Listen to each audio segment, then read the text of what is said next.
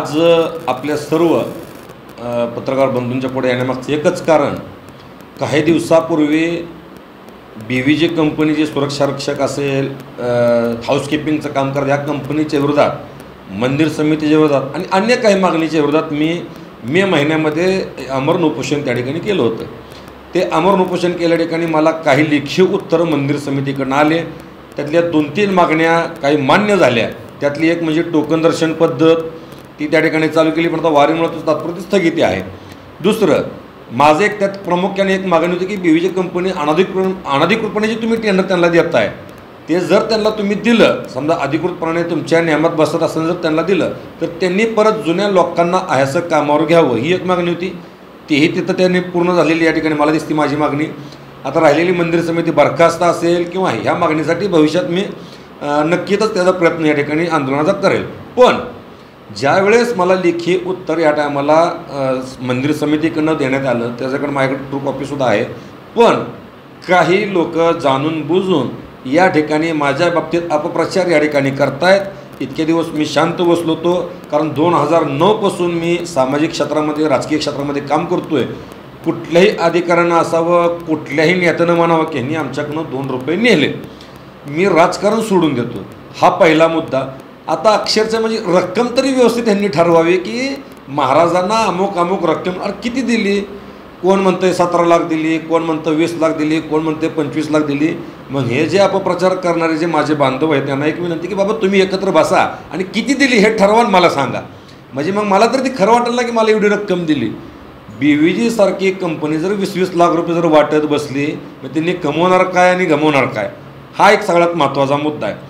बरं, दुसरा मुद्दा, आत्ता जे काय आमचे सहकारी या ठिकाणी भांडतायत की बाबा मंदिर समितीतून BVG कंपनी निघाली पाहिजे, त्यांच्याकडनं अमुक होत. अहो, महिना झालं फक्त, ते अजून उद्या 18 तारखेला 1 महिनाच होते त्या कंपनीला बसून. तुम्ही महिन्यात ती कंपनी घालवा म्हणताय. आज जो पैसा तिथं मंदिर समितीमध्ये येतोय तो वारकऱ्यांचा पैसा येतोय. प्रत्येक जर टेंडर रिकव्हरी करायचं झालं, प्रत्येक टायमाला जर नवीन टेंडर प्रक्रिया लावायची झाली, तर त्याला हा शासनाचा पैसा आणि आपल्या मंदिर समितीचा पैसा वापर जाणार आहे. मी कुठल्याही कंपनीची पाठराखण या ठिकाणी करणार नाही. जो त्यावेळेस प्रकार घडला 7 तारखेला, तो खरोखर निंदनीय आहे. पण मी त्याची सखोल चौकशी या ठिकाणी केली. मुळामध्ये तो व्यक्ती असताना कोल्हापूरचा व्यक्ती होता. तो टेम्परवरी वारीपुरता 8 दिवसासाठी त्या व्यक्तीला इथं कामाला रुजू केलं होतं आणि त्याच्या अंगावर BVGचा ड्रेस नसून तो मिलिटरीचा ड्रेस त्याच्या अंगावर होता. हा पहिला मुद्दा. पण ज्यावेळेस हे प्रकरण पोलीस स्टेशनला गेलं, त्यावेळेस त्या भाविकानं तिथं लिहून दिलं की माझी कसल्याही प्रकारची तक्रार नाही. हा आमचा विषय आम्ही आपसात मिटवून घेतलेला, म्हणून ही त्याची शहर पोलीस स्टेशनची ट्रू कॉपी. मग ज्या यात्रेकरूवर अन्याय झाला, तो यात्रेकरू स्वतः म्हणतोय की ह्याच्यामध्ये माझी कसलीही प्रकारची तक्रार नाही. मग आज जे सोशल मीडियावर, आज जे जाऊन तिथं 17 वेळा निवेदन देतात मंदिर समितीला काही BVG कंपनी घालवा, मग ज्या व्यक्तीवर तक्रार झाली तो व्यक्तीचं काय म्हणणं नाही, तुम्ही कशासाठी ह्या गोष्ट लांबवायला लागल्यात. ह्याचा अर्थ असा, तुम्हाला काय पाहिजे का? मग जसं 3 दिवस 4 दिवस उपोषण करून तुमच्या म्हणण्याप्रमाणे मला 20 लाख मिळाले, मग तुम्हाला काय अपेक्षा ह्याच्यातून आहे का? हा सगळ्यात मोठा प्रश्न निर्माण करण्यात म्हणजे उपस्थित होतोय. कारण ज्या भाविकावर अन्याय झाला तो शांत आहे आणि बाकीच्या जण त्या भाविकाचा कळवाला येतोय. बरं ठीक आहे, चला आला, चांगली गोष्ट आहे बाबा, तुम्हाला वारकऱ्यांची काळजी. मग त्याच परळमध्ये इथं तुमच्या वारीमध्ये पालखी रोडला एका माता भगिनीवर ज्ञानेश्वर महाराजांच्या पालखी सोहळ्यामध्ये त्यांच्या चौकदाराकडनं अक्षरशः ढकलून दिलं. त्यांच्या डोक्यावर तुळसही पडली आणि ती आमची माता भगिनी माऊली त्या ठिकाणी पडली. त्या टायमाला का कोणी निषेध केला नाही? त्या टायमाला का कोणी वारकऱ्यांचं या ठिकाणी कोणी बाजू घेतली नाही? म्हणजे फक्त ज्या ठिकाणी तुम्हाला काही मिळण्याची अपेक्षा, त्याच ठिकाणी तुम्ही फक्त वारकऱ्यांची बाजू घेणार आहात का? कशामुळं?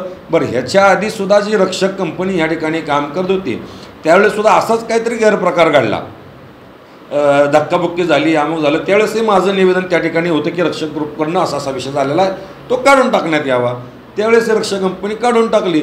पण विशेष ज्यांचा अर्ज होता, आम्ही त्यांच्यासोबत होतो, त्यांच्या वेळेस परत आम्ही त्यांना सोबत घेऊन त्याच रक्षक कंपनी घ्या म्हणून आम्ही मागे लागलो होतो. पण कायद्याच्या तरतुदीमध्ये कायद्याचा कचरा असल्यामुळे नियमाप्रमाणे त्या कंपनी बसली नाही, त्या कंपनीला जावं लागलं. बरं, आता रक्षक कंपनी बसली आहे, त्याचंही मंदिर समितीनं मला खुलासा केलेला आहे. मला टोटल 2 पानी लेखी मंदिर समितीने या ठिकाणी दिलेले की मी जे प्रश्न मंदिर समितीला उपस्थित केले होते ते प्रश्न माझे पूर्ण त्यांनी माझ्या समाधानकारक त्यांनी मला उत्तर दिले, म्हणून मी ते माझ्या आंदोलनातून मी माघार घेतलेली. म्हणजे एखाद्या सामाजिक कार्यकर्त्यानं जर एखादा विषय हातात घेतला आणि त्याला जर सर उत्तर मिळालं, त्यानं जर माघारी घेतली, ह्याचा अर्थ असा आहे का की पैसे घेऊनच ग बसला? म्हणजे तुम्ही चळवळ थांबवायला लागलायत का? तुम्हाला म्हणजे भविष्यात आम्ही कुठले विषय उचलायचेच नाहीत का?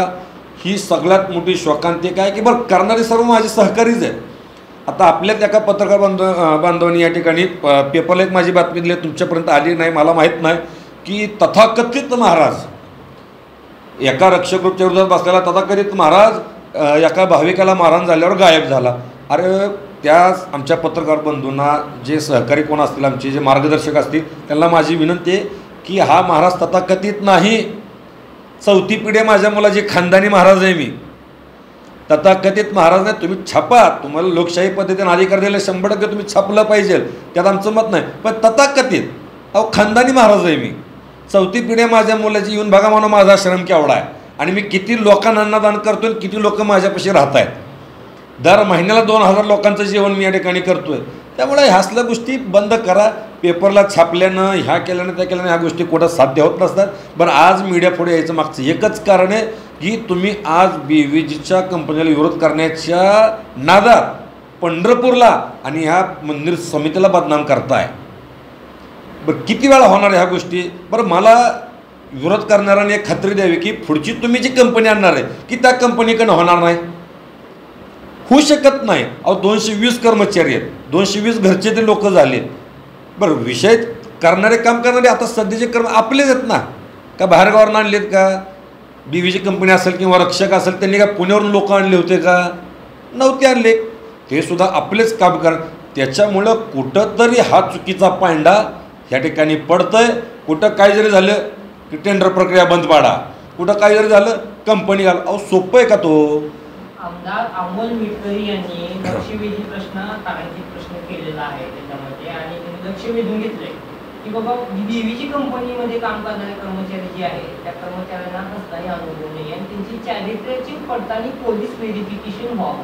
ह्या बाबतीत तुम्ही समाजसेवक म्हणून तुमचं काय म्हणणं आहे? 100% आहे बघा. माननीय आमदार अमोलदादाजी मिटकरी असतील, माननीय आमदार आपले माड्याचे आमदार असतील, अभिजित आबा पाटील असतील, निश्चित यांनी जो विषय मांडला आहे तो त्यांना ज्या पद्धतीनं माहिती दिली देणाऱ्यांनी त्या पद्धतीत तो विषय त्यांनी मांडलेला आहे. त्या विषयाशी तुम्ही सहमत आहात की नाही? कोणत्या विषयाशी?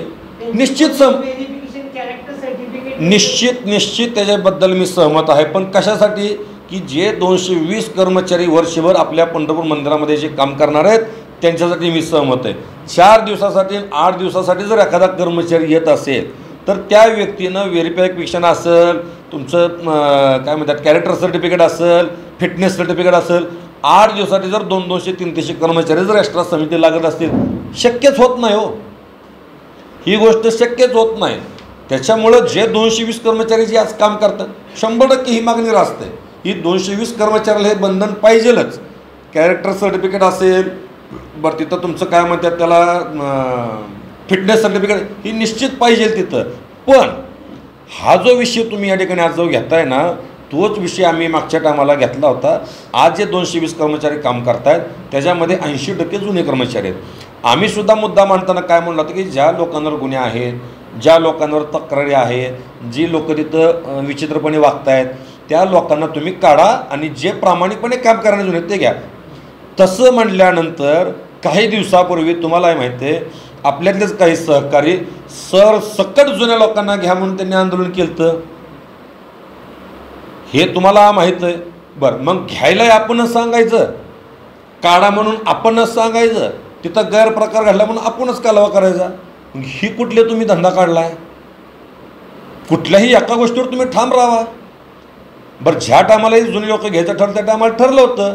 माननीय शेळके साहेब असतील, श्रोत्रे साहेब असतील, म्हणजे त्यांचं चाललं होतं की बाबा आम्ही आमची एक लिस्ट तयार केली आहे. बरं, आम्हाला माहिती आहे ना मंदिरामध्ये कोण कसं काम करते, कोण कशा, आम्ही त्या लोकांची यादी केलेली आहे. BVG हाऊसकीपिंग कंपनी असं म्हटलं जाते, बऱ्याचशा ठिकाणी ब्लॅकलिस्टेड असं ऐकण्यात येतंय, आरोप आहे. 100% त्याचे पुरावे सुद्धा माझ्याकडे आले होते. ऐका, त्याचे पुरावे माझ्याकडे आले होते की सुरक्षा यंत्रणा कोणाला कुठलाही अनुभव नसताना हाऊसकीपिंग कंपनीला सुरक्षा रक्षकाचा त्या कार्याने योग्य आहे का? ऐका तो कॅटेगरीमध्ये बसते का? हा, मग तेच तुम्हाला मला सांगायचं आहे की इंदोरमध्ये काही दिवस ब्लॅकलिस्ट होती, परत दिल्लीला काही दिवस ब्लॅकलिस्ट होती. तेही प्रश्न मी त्या ठिकाणी माझ्या ज्या टायमाला मी उपोषण केलं होतं तर त्या टायमाला केलं होतं. त्यांचे या ठिकाणी मला लेखी आणि दुसरे डॉक्युमेंट मला घालायले आहेत. इंदोरमध्ये 1 वर्षाची त्यांची ब्लॅकलिस्ट कंपनी झाली होती, पण 6 महिन्यामध्येच ते ब्लॅकलिस्ट पर त्यांची ती उठली. तिथं जो काय गैरप्रकार घडला होता तो चुकीचा निघाला, म्हणून कोर्टानं इंदोरला जिथं ब्लॅकलिस्ट आहे त्यांना सांगितलं की तुम्ही चुकीची केस त्यांच्यावर दाखल केलेली आहे, त्यामुळं ही ब्लॅकलिस्ट तुम्ही काढा आणि परत 500च्या स्टॅम्प पेपरवर त्यांना लिहून द्या की ही ब्लॅकलिस्ट कंपनी आमच्याकडून चुकून झाली, म्हणून तोही पुरावा आपल्याकडं आहे. दुसरा पुरावा, दिल्लीमध्ये जो रेल्वेच्या ह्याच्यामध्ये जो त्यांचा प्रकार घडला होता त्या ठिकाणी ब्लॅकलिस्ट होती. 19 पासून 23पर्यंत होती. 22मध्येच ती सुद्धा ब्लॅकलिस्ट कंपनी काढण्यात आली. आणि राहिला विषय आता तुमच्या सुरक्षा विभागाचा, तर त्या ठिकाणी मंदिर समितीचं मागच्या टायमाला, आता मी नियमात बोलतोय, मागच्या टेंडर प्रक्रियेमध्ये त्यांनी तो नियम टाकला होता, पण ह्या टायमाला जी टेंडर प्रक्रिया त्यांनी राबवलेली आहे त्या टेंडर प्रक्रियेमध्ये तो नियम नाही आहे. त्याच्यामुळं तो मुद्दा मला खोडून काढता आला नाही. हां, काही राजकीय नेत्यांचे बंगले असतील, काही राजकीय नेत्यांचे मोठमोठे म्हणजे त्या ठिकाणी सुरक्षा रक्षक पुरवण्याचं काम BVG करते. आता शिर्डीसारख्या संस्थांनी त्यांचे 1200 लोक काम करतायत. तुळजापूरच्या ठिकाणी त्यांचे जवळजवळ 2000 लोक त्यांची काम करतायत. हां, हाऊसकीपिंगमध्ये आहेत, पार्किंगला आहेत, सगळ्या ठिकाणी आहेत. तर तो अनुभव त्यांनी त्या ठिकाणी जोडलेला आहे. तो लेखी उत्तर या ठिकाणी मंदिर समितीनं आपल्याला दिलेलं आहे. आणि सिक्युरिटीचा अनुभव जर म्हणसाल तुम्ही, तर त्या सिक्युरिटीचा अनुभव त्यांनी त्या मंत्र्यांच्या घरासमोरचा आणि परत काय तर व्हाईट हाऊसला सुद्धा काहीतरी ते बाहेर देशात राम मंदिरात सुद्धा काय तर असं करतायत, तो पुरावा त्यांनी मंदिर समितीला दिलेला आहे. त्यामुळे तो विषय मंदिर समितीनं खोडून काढलेला आहे. VIP दर्शनचा BVGला टेंडर दिल्यानंतर VIP दर्शनचा जो मुद्दा आहे तो बंद होईल का? कारण अजूनही काही चर्चा आहे की मंदिरातले कोणतरी मामा आणि मामी आहेत ते छुप्या वाटेने दर्शन देत आहेत. बघा, आणि मग या मामा आणि मामी ह्या BVG सोबत सहकार्य करतात का, किंवा BVG आणि मामा मामी मिळून VIP दर्शन देतात? मुळात BVG कंपनी किती जरी केलं तर एक नोकर वर्गामध्ये ठरले जाते. मंदिर समिती सदस्य असतील, कार्यकारी अधिकारी असतील, व्यवस्थापक असतील, किंवा जे कायमचे जे कर्मचारी आहेत हे लोक असतील. BVG कंपनीचं काम आहे त्या मंदिरातल्या अधिकाऱ्यांनी बस म्हणलं की बसायचं, उठ म्हणलं की उठायचं. का तर तिथं त्यांना 2 रुपये कमवायचे, त्यांना पगार काढायचे. शेवट कंपनी ही कंपनी असते, टेंडर ही टेंडर असतं.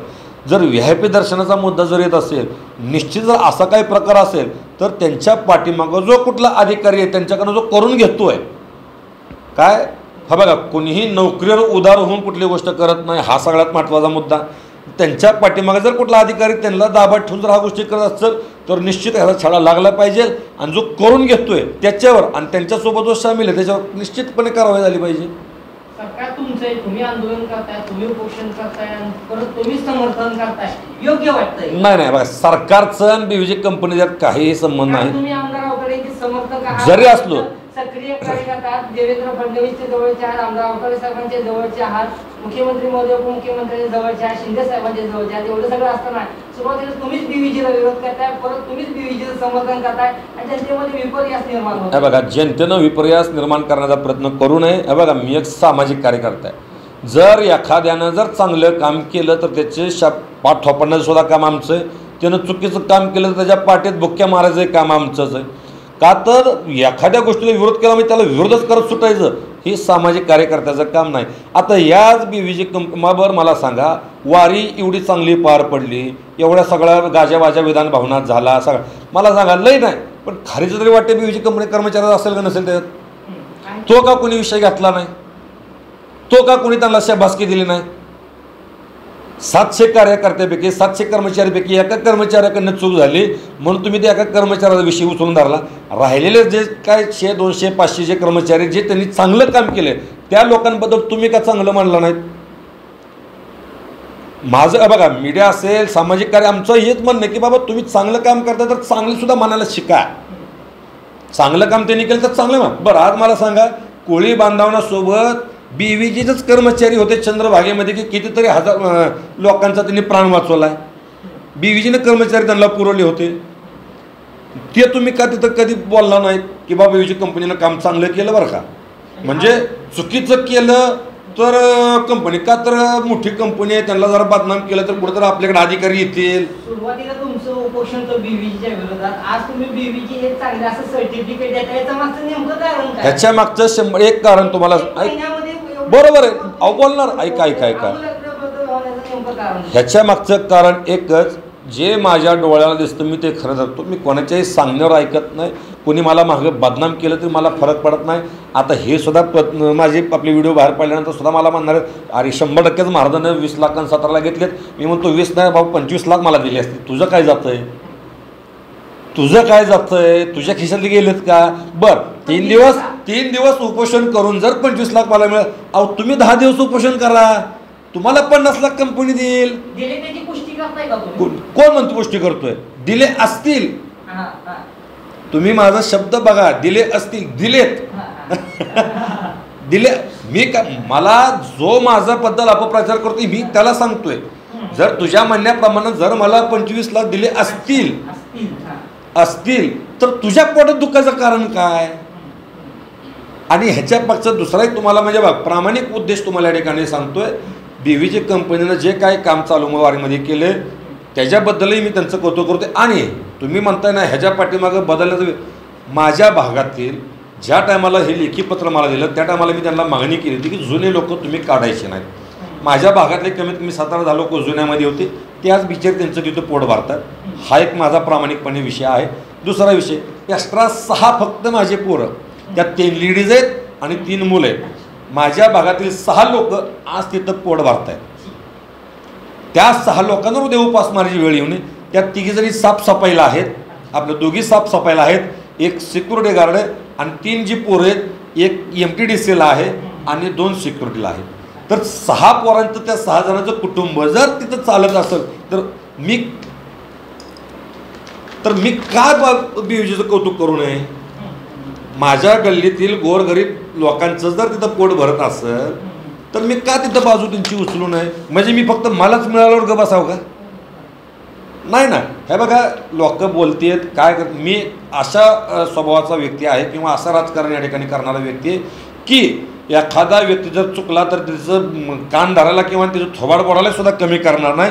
आणि जर त्याच व्यक्तीनं भविष्यात चांगलं काम केलं तर जाऊन त्याचा हार घालून सत्कार करायलाही मागं पुढं मी बघणार नाही.